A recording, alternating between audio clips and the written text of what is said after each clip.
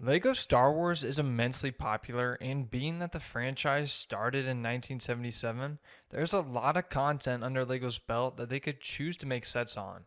So here's the question: why don't any other properties get any sets besides the Clone Wars and the main six films? The quick answer is because they're popular and relevancy doesn't matter for them. An X-Wing will sell any time of the year. These assumptions are correct, but there are other subthemes us fans love and want to see return. And in this video, I'll go through my top 7 subthemes that need new sets. Number 7 and the first subtheme I'll talk about is the Force Unleashed. This game definitely has its fans, and surprisingly, LEGO did make one set from the game in 2008. It was an incredible set that deserved to follow up. One or two more sets based on this game would have been all it really needs. It doesn't have a huge demand for the set right now, but the fan base for the game would love a set like the Rogue Shadow made in current LEGO Star Wars. I know I would. The figures would be cool and all, but I can only imagine how good the ship would look now. They did a great job then, so a new model would be unbelievably good. Besides this ship, there aren't any other sets that jump to mind. That being said, it's been forever since I played it, but that's kind of why I put it at the bottom. I feel there are some cool set possibilities, but not too many that make a long-lasting return for the sub-theme. Not to mention the game is pretty old at this point. 6 is my favorite Star Wars video game and easily the most well-known, Battlefront. All the sets we got from these games were battle packs, and they all contained beautiful figures. I know the game doesn't really bring any new content into LEGO's arsenal, but I think these sets allow for some more freedom. For example, an AT-AT based on the Battlefront games would open up a lot of possibilities for different troops and side builds from the game. Offering another way to get these iconic vehicles that would help break up the monotony of the constant same remake shell down over and over again.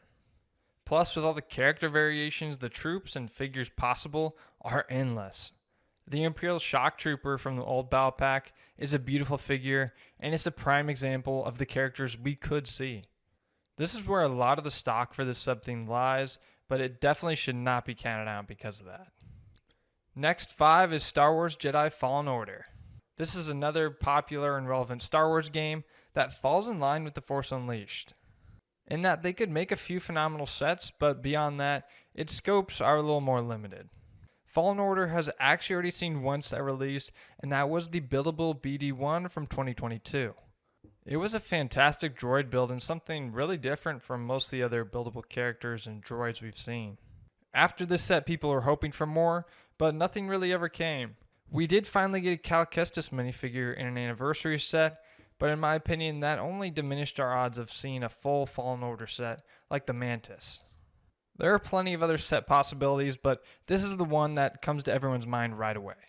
In this game, you spend a notable amount of time in the ship, and its unique structure could become one of the coolest LEGO sets out there.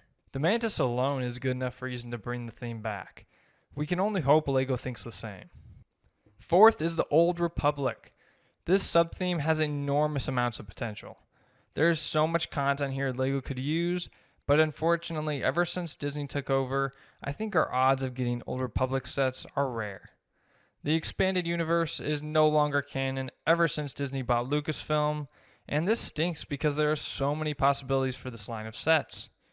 We already received 4 sets over the course of 2013 and 14, and they were phenomenal. All those sets are very expensive now because the demand for them is so high. The Old Republic has a whole different feel and charm to it than the typical Skywalker Saga set we are used to getting. A prime example is the Sith Fury Infiltrator. It looks familiar, but it's totally different, new, exciting, and fun. The diversity in sets this sub-theme would introduce would be unmatched. There are so many areas of content to draw from for this theme, and its different stylization is what makes it so appealing. I probably shouldn't have let this affect my ranking because this sub-theme is probably one of the best ideas out there, but the odds of us actually seeing it are slim to none. 3rd is the Bad Batch.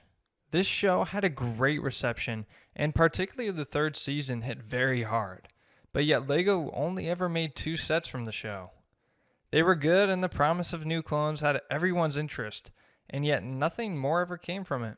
With how popular the Clone Wars is and how many sets they make for that show, It still colors me surprised to see its anthology story not get any sets.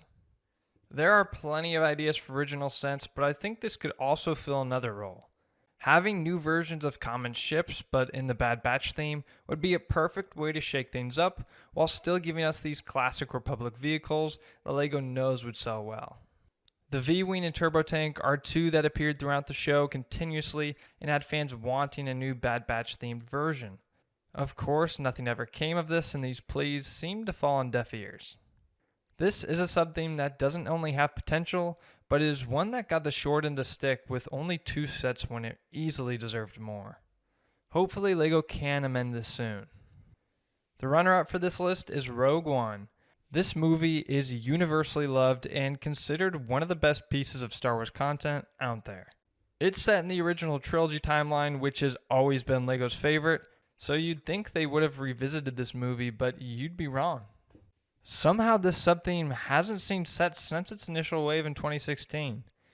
These sets match the movie's quality, giving us a large array of familiar and new vehicles from the movie.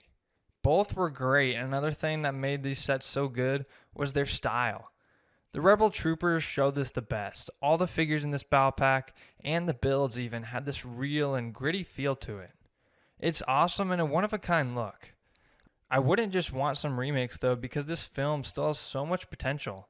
From dioramas to a playset of the Scarif Tower, I think this movie could still continue to be a goldmine of sets for LEGO that they are just currently leaving untouched.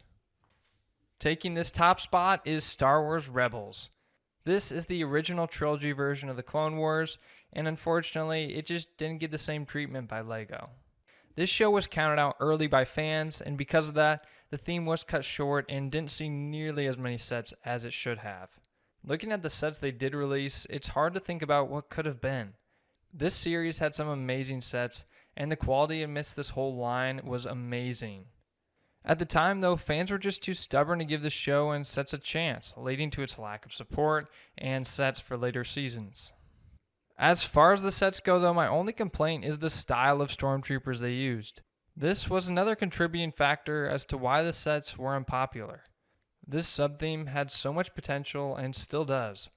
Some remakes of these sets would be awesome to see, but since the line was short-lived, there is still an exorbitant amount of set ideas still out there ready to be made.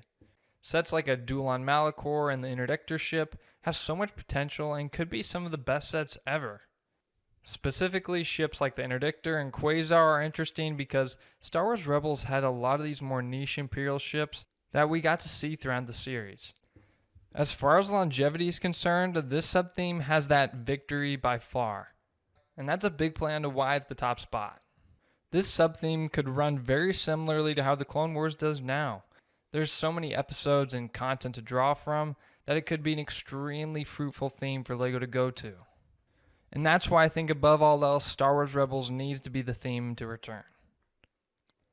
All in all, I think LEGO has just gotten too comfortable pumping out these same sets over and over again. We have had some decent outreach to some new stuff over the years, but even that's somewhat lacking. The main 6 films and the Clone Wars are really the only themes constantly getting sets. The Mandalorian's really the only other sub-theme that sees some decent action. Overall, I can say this makes sense. LEGO wants to make the most popular and relevant sets, but at the same time, sprinkling in a couple sets from these other properties I mentioned in the video would be a nice way to make LEGO Star Wars more exciting. It would make the set lineups more dynamic and promote a deeper connection for the hardcore fans. I think this will become absolutely necessary for the future of LEGO Star Wars. With that said, I want to open it up to you guys. Let me know in the comments what sub-themes you want to see return. Thank you all for watching. If you want to see more, don't forget to like, comment, and subscribe.